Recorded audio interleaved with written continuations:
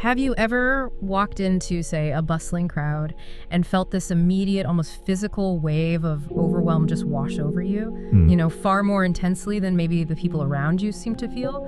Or perhaps a sudden loud noise or bright lights? Or even, I don't know, the subtle scent of someone's perfume has left you feeling completely disoriented? Yeah. Or maybe just exhausted? Right, that sensory overload. Exactly. And how many times have you maybe been told, perhaps with a sigh, that you're just too sensitive? Oh, that one, yes. Well, today we're embarking on a deep dive into a concept that beautifully, scientifically, and I think really empathetically sheds light on these very common yet often misunderstood experiences.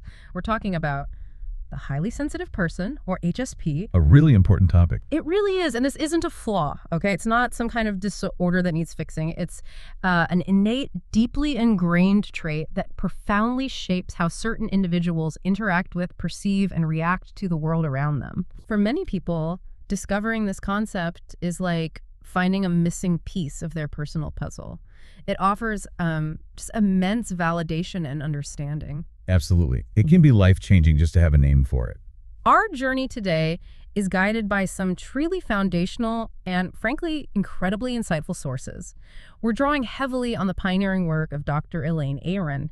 She's the one who really brought this trait into, scientific discussion. Well, foundational work, definitely. And also the immensely practical guidance offered in Ted Zeff's Survival Guide for the Highly Sensitive Person. A fantastic resource. Yeah, and it's worth noting, Dr. Aron herself actually wrote the foreword for Zeff's book, which, it speaks volumes about its authority and how it aligns with her original research. It really does lend it that credibility. So together, these materials offer a fascinating and I think crucial lens through which to understand ourselves and, just as importantly, maybe the people we share our lives with.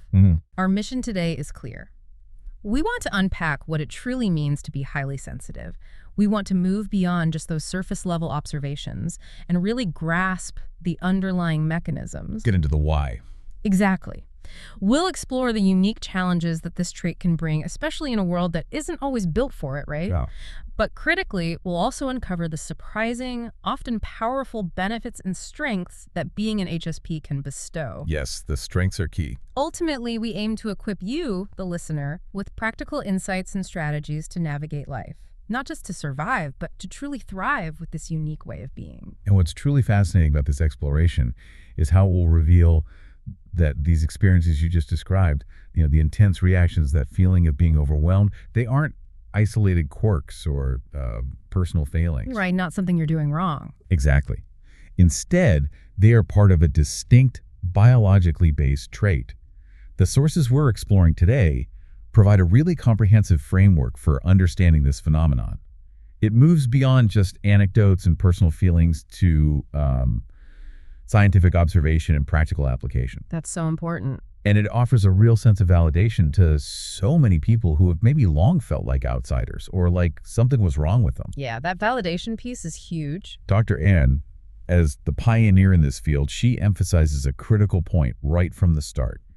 Being an HSP is a normal, innate trait. It's found in approximately 15 to 20% of the population. Wow, 15 to 20%. That's quite significant. Nearly 1 in 5 people. It is. Think about that for a moment. Nearly 1 in 5 people share this trait. It's fundamentally about having a more finely tuned central nervous system. Okay. Which makes individuals inherently more susceptible to environmental stimuli. And this susceptibility, it extends to both positive and negative inputs. So it's not just the bad stuff. Good things can be intense too. Precisely. This isn't about being weak. It's about having a system that just registers more.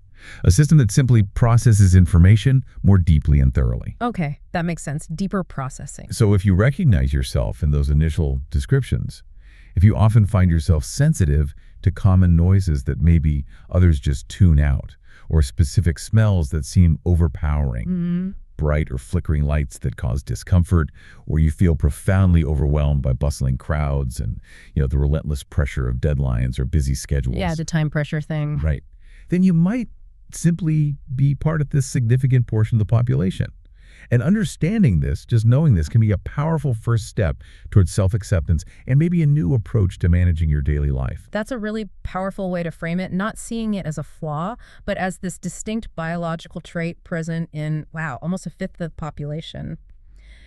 You mentioned a finely tuned nervous system, which sounds incredibly intriguing. When you say finely tuned, what exactly are we talking about on a day-to-day level? How does that actually, manifest in an HSP's experience of the world?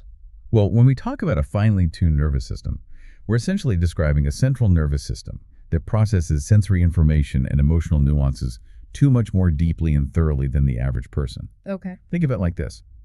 Maybe most people have a standard definition camera capturing their daily reality, perhaps with some automatic filters to cut out background noise. Right. But an HSP, according to Dr. Aron's research, is equipped with more like a high-resolution, ultra-sensitive camera. Oh, okay. High res. Yeah.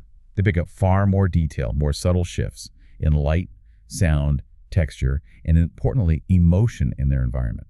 And this isn't just about the five senses, like taste or smell. It's about the entire internal and external landscape. The whole picture. Exactly.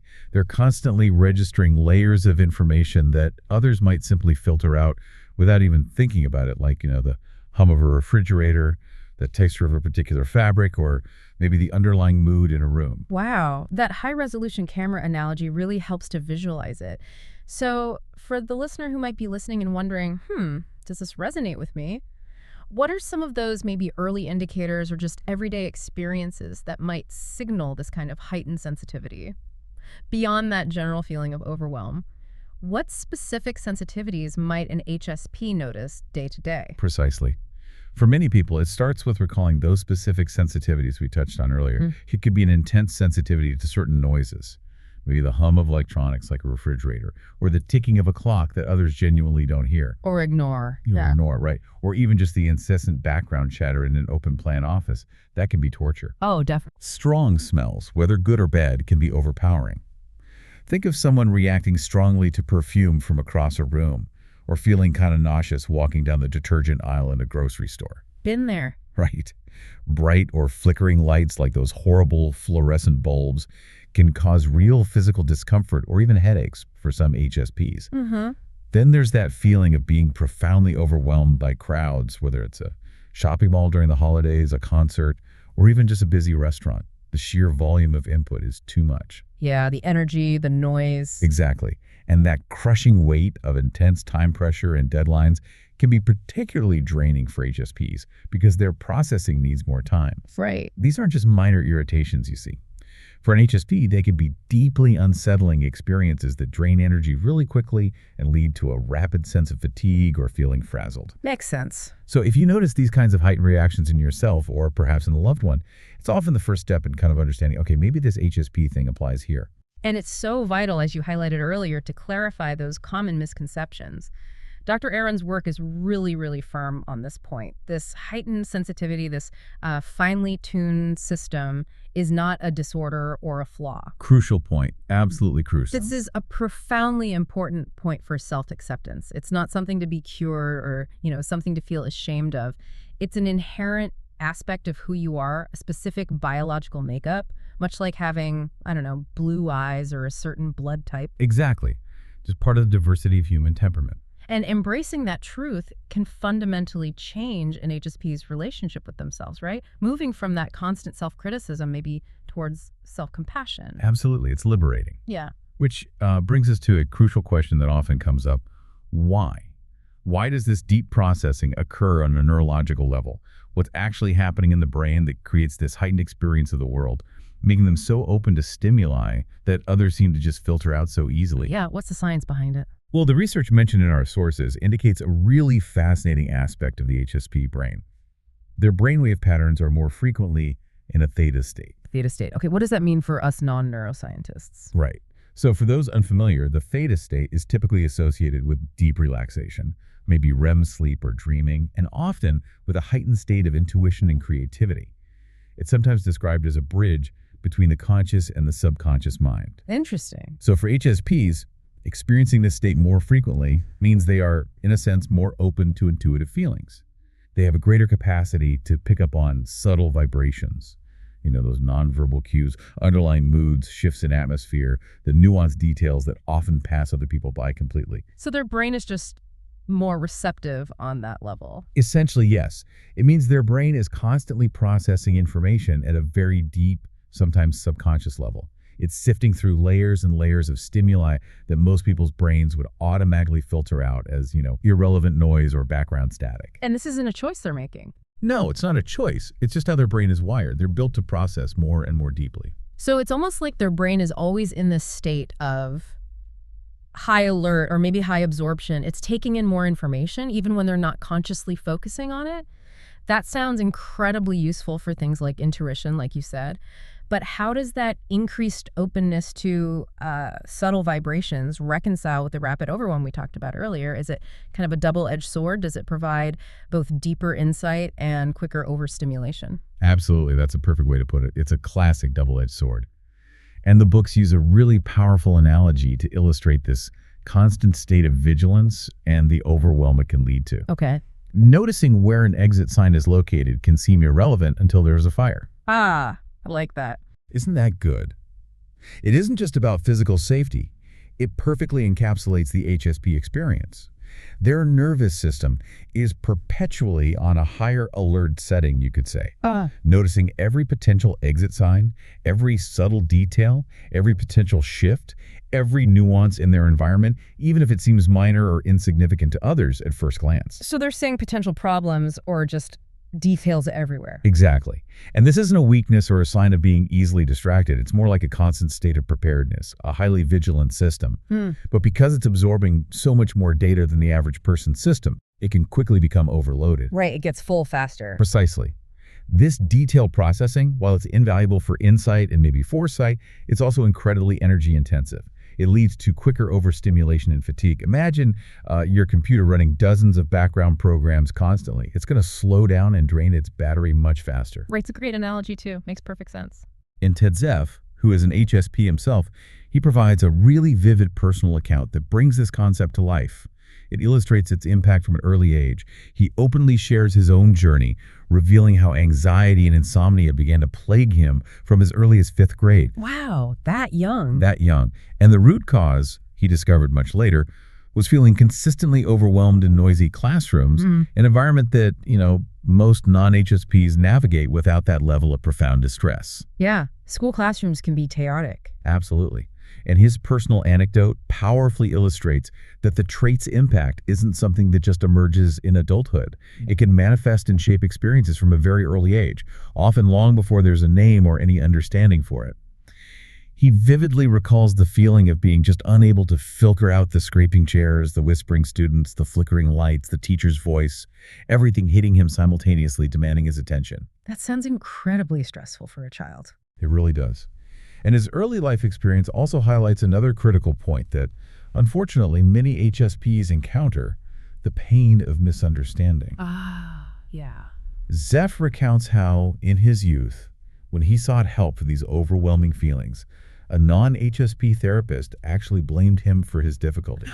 Oh, no, really? Yeah, the therapist basically attributed his struggles to personal failings, suggesting he just wasn't trying hard enough or was maybe too inward-looking, rather than recognizing an innate biological trait. That's awful and so invalidated. Totally. And sadly, it underscores the widespread lack of awareness and misunderstanding surrounding the HSP trait.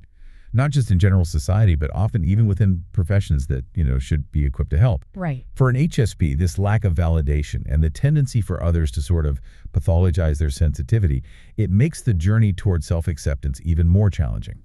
And tragically, it can lead to years of internalizing this belief that something is fundamentally wrong with them. Which is just heartbreaking when you realize it's just how they're wired. Yeah. Okay, so here's where it gets really interesting, I think.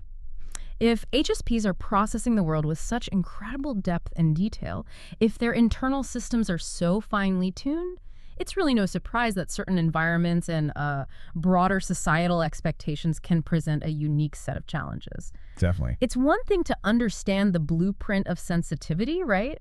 But it's quite another to navigate a world that often isn't designed to accommodate or even appreciate that level of nuanced experience. So let's delve into that.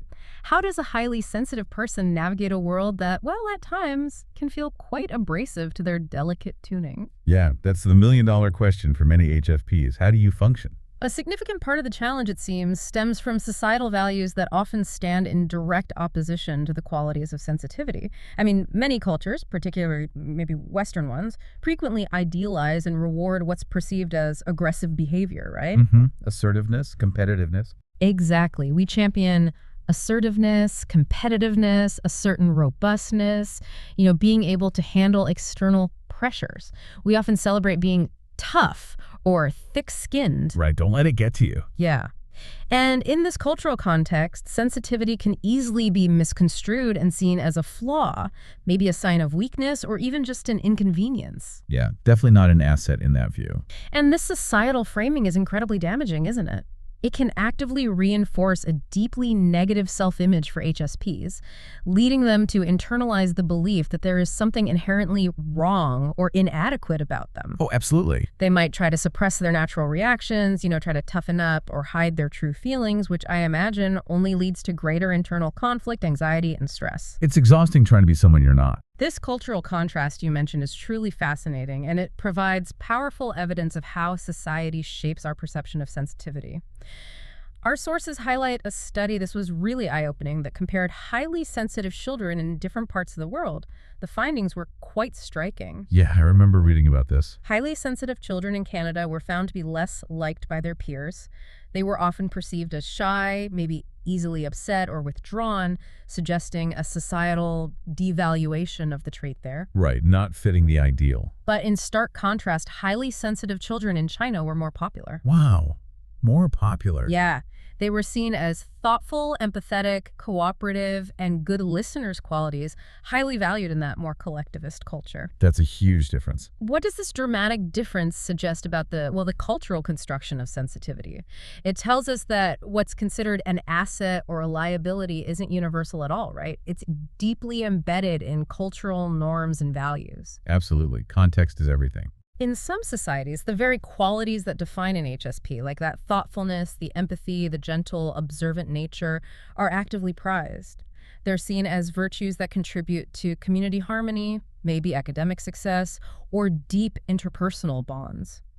In others, these same traits might be seen as hindrances in a competitive, fast-paced environment where, quick decisions and outward displays of confidence are what get rewarded. Right. Different skills valued. This stark difference just underscores how much an HSP's environment influences their well-being, their opportunities, and crucially, their self-perception. It really does. And we see this cultural clash vividly illustrated in Ted Zeff's personal anecdote about his Thai exchange student, Tone. Ah, yes. Tell us about that. Well, Tone came from a culture that likely valued his innate gentleness and sensitivity. But he struggled immensely when he tried to adjust to a pretty aggressive American high school environment. I can only imagine. What was seen as a strength or just perfectly normal in his home country suddenly became a significant disadvantage in this foreign setting. He recounted feeling compelled to deny his sensitivity and actively try to act more assertive just to survive, basically. Wow, he felt he had to mask his true self. Exactly. To survive in what he perceived as the often harsh and competitive Western culture. He felt he had to adopt this persona that was fundamentally at odds with his wiring, just to fit in, avoid maybe being bullied, or prevent negative judgment. That story truly highlights the immense pressure on HSPs to conform, doesn't it? To suppress their true nature and adopt behaviors that are fundamentally in opposition to their inherent disposition, just to navigate the societal landscape. It really does. And if we connect this to the bigger picture, the very fabric of modern society can be a constant, unrelenting source of overwhelm for HSPs. It's not just about individual instances of loud noises or bright lights anymore. It's about the cumulative effect of constant input, a sensory barrage that most non-HSPs learn to filter, maybe, but which profoundly impacts the highly sensitive. The constant bombardment. Yeah. Ted Zeff's book powerfully addresses what he terms the pervasive overstimulation that has become a defining characteristic of contemporary society. Okay, like what specifically? Well, consider specific examples that HSPs encounter daily.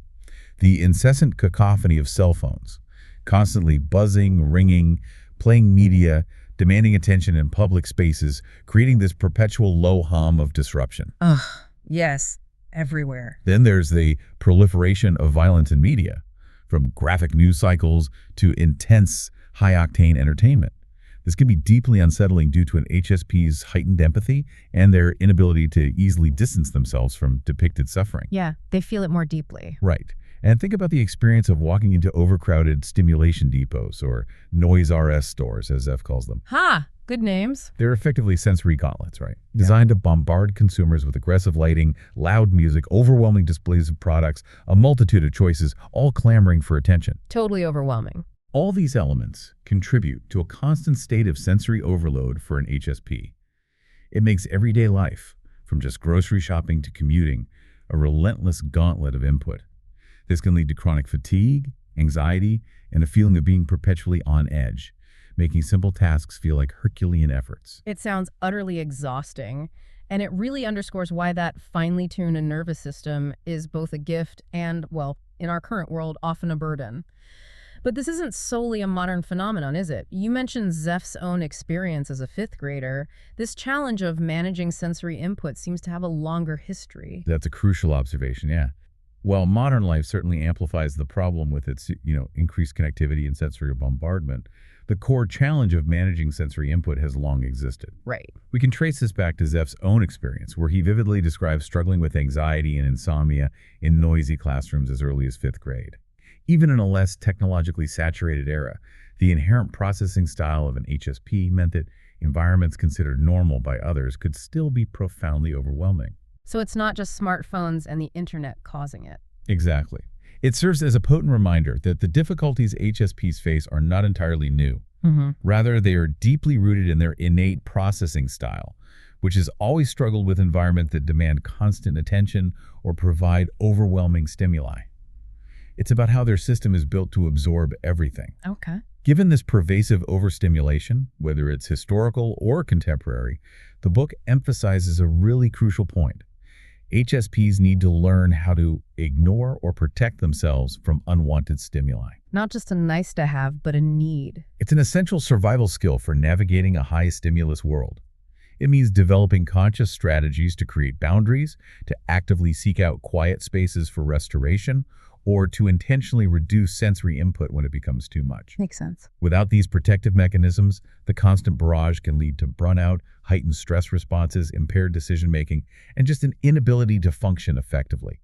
This highlights the urgent need for tailored coping strategies, not as a sign of weakness, but as a proactive measure for well-being. Okay, so what does this all mean then for those who identify as HSPs, or maybe for those who love them? While the challenges we've discussed are undeniably real and can be significant, the core, empowering message of Ted Zeff's book is truly transformative, isn't it? It aims to help you come to appreciate your sensitivity and understand how beneficial it is to be an HSP. Yes, that shift is everything. This is a profound shift in perspective. Instead of viewing sensitivity as this burden or a deficit, it's about recognizing it as a unique and often powerful gift. Let's turn the narrative around now. Let's explore the incredible strengths and surprising benefits that are intrinsically associated with this trait. I love this part, focusing on the positives. Redefining sensitivity as a strength is perhaps the most crucial step in this journey, and it's where the deep dive truly offers liberation, I think. The book's entire aim is to help HSPs move away from seeing their trait as a defect and instead to embrace it as a valuable asset. This shift from self-criticism to self-appreciation is incredibly empowering. It's about understanding that what might feel like a vulnerability in a fast-paced world is actually the source of many remarkable qualities. Qualities that are not only beneficial to the individual, but also incredibly valuable to society as a whole. Absolutely. It's about recognizing the inherent power in processing the world deeply. Yes. So let's delve into some of these specific benefits and qualities, because they truly paint a picture of the richness and depth that HSPs bring to the world. Firstly, there's conscientiousness. Right. Very detail-oriented. Exactly. Because HSPs process information so deeply, they tend to be incredibly thorough, thoughtful, and detail-oriented. They consider all angles, often anticipating potential issues that others might overlook, and approaching tasks with a high degree of care and responsibility. They think things through. And this isn't just about being good at their job, right? It extends to how they approach relationships, their commitments, life in general. Dr. Aron's work suggests this deep processing isn't merely about overwhelm. It's a built-in mechanism for thoroughness. It often positions them as the quiet detail keepers in any project, a quality sometimes mistaken for slowness, maybe, but actually a highly efficient, almost intuitive check and balance system. That's a great way to put it, check and balance. Then there's their profound aesthetic appreciation. HSPs often possess an extraordinary capacity for deep appreciation of beauty, whether it's in art, music, nature, or even just the subtle aesthetics of everyday life. Oh, definitely. Moved easily by beauty. Yeah. Imagine an HSP listening to a complex piece of classical music. They don't just hear the notes, they feel the emotional nuances, the intricate layers, the very soul of the composition, often being deeply moved. Goosebumps moment. Totally. They might be moved to tears by a painting, or find deep solace and joy in the intricate patterns of a forest, the changing colors of a sunset, or the delicate texture of a flower petal. They experience these sensory pleasures on a much more profound, immersive level, finding joy and richness where others might just see surface details. A richer sensory world, in many ways. This heightened capacity for sensory pleasures extends to other areas, too. For example, their sensitive taste buds mean they can enjoy delicious food more profoundly. Ah, the foodie HSP. Right. They might pick up on subtle spices or textures that others miss, savoring each bite with a heightened sense of enjoyment, turning a meal into a truly immersive experience. Makes sense. Similarly, they might have a deep appreciation for the feel of certain fabrics, the comfort of a well-designed space, or the delicate scent of a natural environment, just more tuned in. HSPs are also often highly intuitive. This ability stems directly from that deep processing of subtle cues we talked about. Right, picking up on the unspoken. Exactly. They pick up on nonverbal signals, changes in mood, underlying dynamics in a group, or unspoken tensions that others might completely miss. This often translates into a strong gut feeling or an uncanny ability to sense what's truly going on with someone or in a situation, even without explicit information. They just know. Yeah. They might be the first to sense unease in a room or understand the unspoken needs of a friend. It's quite remarkable. It really is. They also have a remarkable capacity for spiritual depth. Their inclination to process deeply, to reflect, and to seek meaning in life often leads them to explore spiritual or philosophical concepts with great intensity and personal resonance. The deep thinkers. Totally. They are often profoundly moved by questions of existence, purpose, and connection, seeking a deeper understanding of the world beyond the superficial.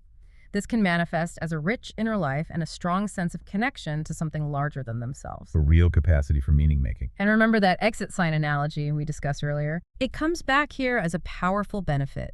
HSPs often serve as an early warning system for groups or organizations. The canary in the coal mine, almost. Kind of. Because they notice so many details and process them deeply, they are frequently the first to pick up on potential dangers, safety issues, emerging problems, or subtle shifts in dynamics that others might overlook. They see the fire brewing long before anyone else, making them invaluable in preventing crises or steering a group away from potential pitfalls. That's a huge asset in any team or community. Their sensitivity allows them to forecast issues by picking up on the minute signals that precede larger problems. And crucially, HSPs tend to be incredibly empathetic and compassionate. The heart of the trait, perhaps. It really feels like it. Their deep emotional processing means they truly feel what others feel, fostering a natural kindness and understanding. They're often excellent listeners, able to hold space for others' emotions and offer genuine support. Really present with people. This makes them incredibly supportive friends, partners, and colleagues, always striving to connect on a deeper level and contribute to harmonious relationships. And these qualities naturally lead them to roles where they can leverage their strengths, right? Making them natural counselors, teachers, and healers, as they possess an innate ability to understand, nurture, and guide others with profound care. A natural fit for those caring professions. So as you reflect on these traits, I really encourage you, the listener, to consider, where do you see these qualities in yourself? Or maybe in the highly sensitive people in your life? By reframing these attributes as valuable assets, we begin to appreciate the profound and often overlooked contributions that HSPs make to the world around us. It's a great list of strengths. Which raises an important question, though. If 15 to 20% of the population are HSPs, what is their broader, maybe collective role in society? Beyond their individual well-being and personal strengths, how does this trait contribute to the functioning of our communities and the world at large, especially when considering the balance of different temperaments? Yeah, what's the bigger picture impact? Well, the deep dive into these sources highlights a really critical point. Yeah. Our world truly needs a balance between non-HSP individuals and HSPs. Okay. This isn't about one being inherently better or more desirable than the other. Rather, it's about recognizing and valuing complementary strengths. Non-HSPs often drive progress, maybe take risks, navigate the world with a certain resilience to stimuli acting, you could say, as the gas pedal. Right, pushing forward. HSPs, on the other hand, bring depth, introspection, a vital sensitivity, and a careful consideration of consequences. They might act more as the brakes or perhaps the steering wheel. Guiding and providing caution. Exactly. Both are essential for a thriving, well-rounded, and sustainable society. You need both the accelerator and the guidance system. That makes a lot of sense. In fact, a core insight from these sources is that HSPs, often perceived as needing protection from the world's harshness, are paradoxically often its greatest protectors. Wow, okay, unpack that. Protectors. How so? Well, their unique sensitivity positions them as powerful catalysts for a better world. Their heightened awareness and discomfort with excessive stimuli like pollution or noise mean they often become the voices that help to create restrictions on pollution, on noise levels, and generally work to foster a healthier, more compassionate, and more thoughtful world. Because it bothers them more. They advocate for change that benefits everyone. Precisely. Because they deeply feel the impact of environmental degradation or the constant assault of noise, they're often driven to advocate for cleaner air, quieter spaces, and more considerate public policies. Their personal experience of overwhelm fuels their passion for creating more humane and balanced environments for everyone. That's a truly counterintuitive and powerful insight. It totally transforms the stereotype of fragile sensitivity on its head. Can you expand on how this heightened awareness might translate into tangible societal contributions? Where might we see this sensitivity manifesting in a way that benefits everyone? Oh, absolutely. This isn't just theory. We can probably see the influence already. Consider urban planning. An HSP's acute awareness might drive the creation of more green spaces, advocating for quieter public transport systems, or designing buildings with better acoustics and natural light, all elements that benefit everyone, right? Not just HSPs. Totally. I'd love quieter trains. Who wouldn't? In product design, they might push for less intrusive technologies, more intuitive interfaces, or more ergonomic, less irritating materials. Think about scratchy clothing tags. Maybe an HSP designer gets rid of those. Yes, please. In public policy, their profound empathy could be a force behind robust mental health initiatives that recognize the impact of stress and overstimulation on overall well-being, or advocating for more thoughtful social programs. Their sensitivity, far from being just a personal burden, becomes a kind of compass for collective flourishing, guiding us towards a world that is more nurturing and sustainable for all its inhabitants. They are often the ones asking, but is this truly good for us in the long run? That's a really inspiring perspective. Furthermore, their inherent kindness, deep empathy, and profound understanding contribute significantly to a more empathetic and compassionate society overall.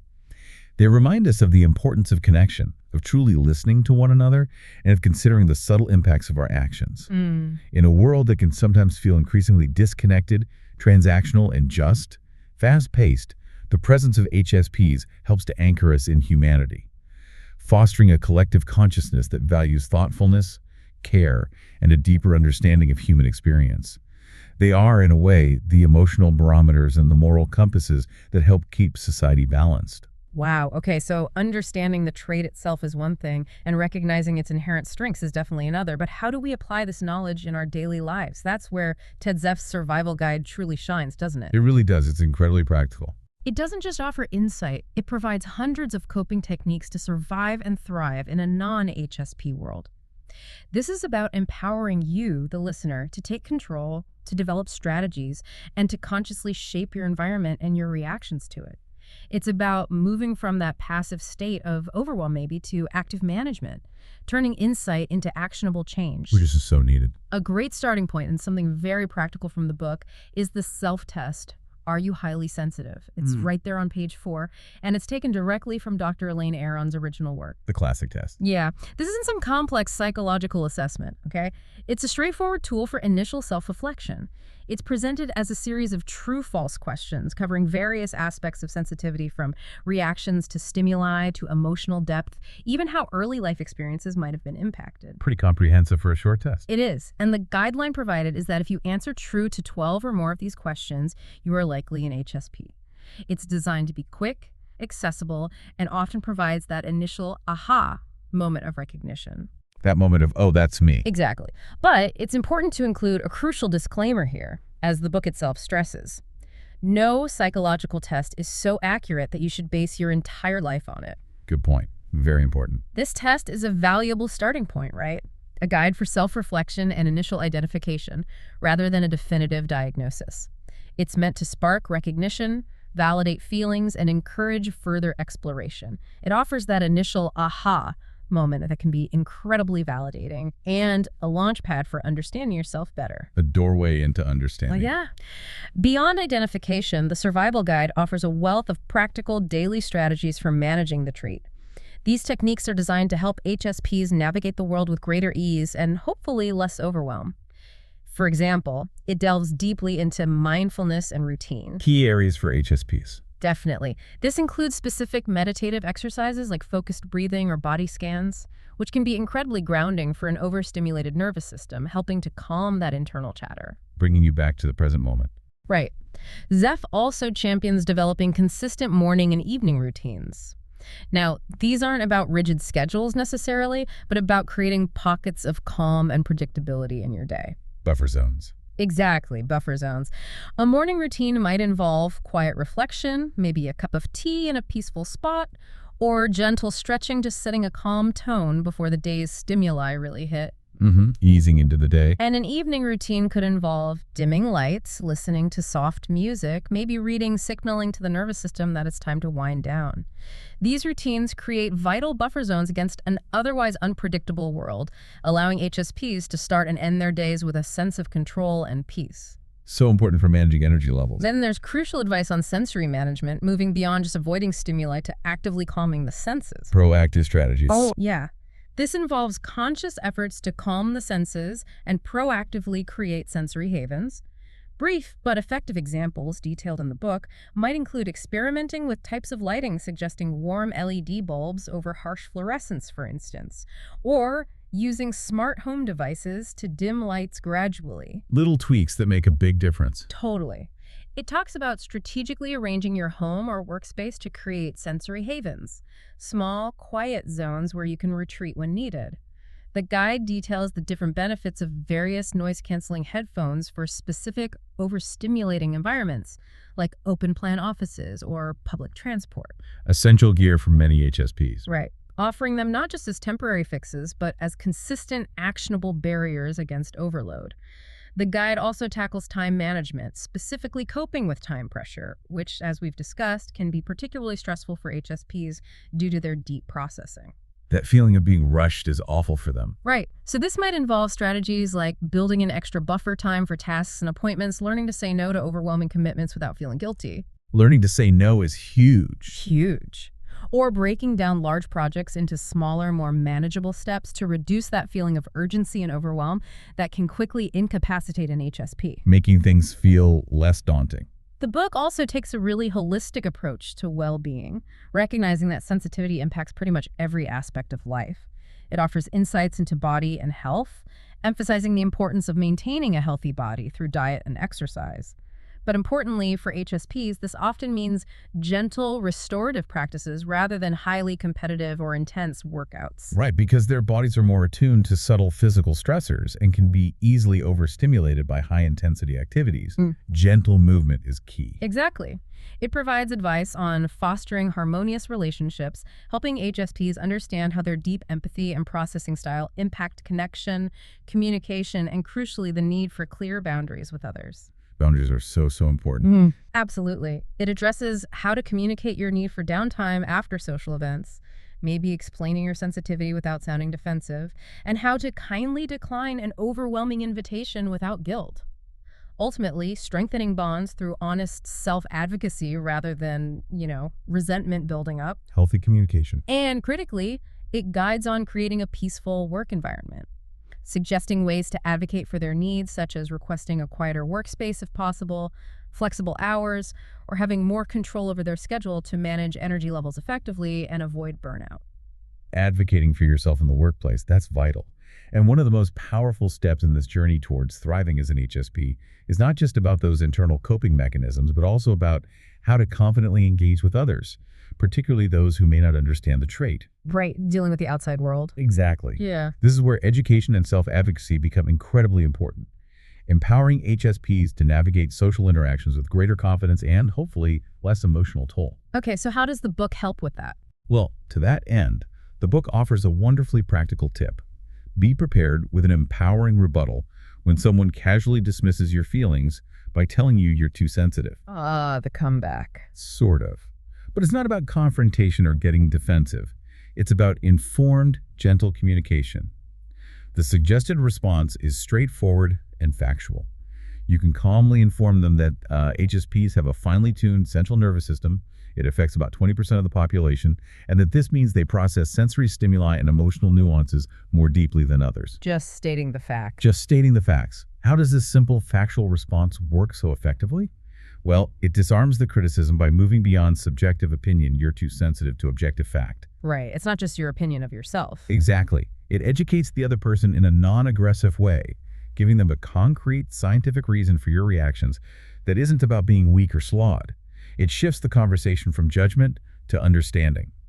And crucially, it validates your experience without needing to justify or apologize for who you are. That's really empowering. It really is.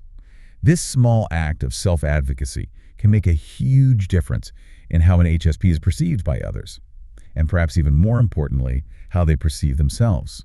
It can really bolster their self-esteem. Makes total sense. Ultimately, the book's overarching aim is to guide the listener on a profound journey toward self-acceptance. It's designed to help you identify and release any internalized false beliefs that there is something inherently wrong with you. Getting rid of that negative self-talk. Precisely. For many HSPs, years being misunderstood, criticized, or told to get over it have led to these deep-seated beliefs that their sensitivity is a defect, something to be hidden or fixed. This guide provides the tools to dismantle those false beliefs, fostering a profound sense of self-worth and empowering them to embrace their authentic, highly sensitive self. That sounds like the ultimate goal. It is. This is more than just coping. It's really a path to profound self-acceptance and maybe even self-love. The Survival Guide is designed to be this comprehensive resource, offering a wealth of practical strategies that truly go beyond mere identification. Yeah. It's not just about knowing you are an HSP. It's about providing actionable steps from daily routines to relational advice to career considerations that empower individuals to not just endure, but to truly thrive in their sensitive skin. Thriving, not just surviving. Exactly. Yeah. It provides a roadmap for living a full, vibrant life that honors and leverages the unique strengths of the highly sensitive trait, making their sensitivity a source of power, not pain. Well, as we bring this deep dive to a close, it's really clear that the concept of the highly sensitive person, so profoundly championed by Dr. Elaine Aron and brought to life with such practical, actionable tools by Ted Zeff, offers just immense value. It really does. For so many people, it's a pivotal journey towards self-understanding, profound self-acceptance, and ultimately true empowerment. We've covered a lot today. We've explored the core definition of an HSP, delving into the fascinating brain science behind that finely tuned nervous system and the theta state, understanding how it contributes to both deep insight and potential overwhelm. Right. We've candidly discussed the unique challenges of navigating a high-stimulus, often unappreciative world, contrasting cultural perspectives and examining modern sources of overstimulation that can make everyday life a real gauntlet for HSPs. The tough stuff. Yeah, but perhaps most importantly, we've shifted our focus to celebrate the incredible strength and gifts that HSPs bring: their conscientiousness, their deep appreciation for beauty, their intuition, their spiritual depth, their vital role as an early warning system, and their boundless empathy. Yeah, superpower. Exactly. And finally, we've highlighted the practical, empowering steps you can take to not just manage, but truly embrace and thrive with this trait. This deep dive really emphasizes the power of embracing our unique traits, doesn't it? Yeah. Not just for our individual well-being and growth, but also for the broader positive contributions we can make to society. That balance we talked about between non-HSP individuals and HSPs is, I think, truly crucial for a well-rounded, innovative, and ultimately more compassionate world. Yeah. Each group brings indispensable qualities to the collective human experience, and valuing both equally is really how we truly progress, I believe. A powerful message indeed, and it leaves us with a truly provocative thought, I think. Something for you, the listener, to maybe mull over. If 15 to 20% of the population shares this deep, nuanced, and intensely perceptive way of experiencing the world, What new appreciation can you cultivate? Either for your own unique wiring, understanding yourself in perhaps a whole new light, or for the quiet strength, the profound insights, and the vital contributions of the highly sensitive people around you. And maybe taking that a step further, beyond individual appreciation, what might we collectively miss as a society if we don't make space for and truly value this innate sensitivity? How might our communities, our workplaces, our relationships be richer, more robust if we consciously work to create environments where deep processing is not just tolerated, but truly understood, nurtured, and celebrated as a cornerstone of human diversity and strength?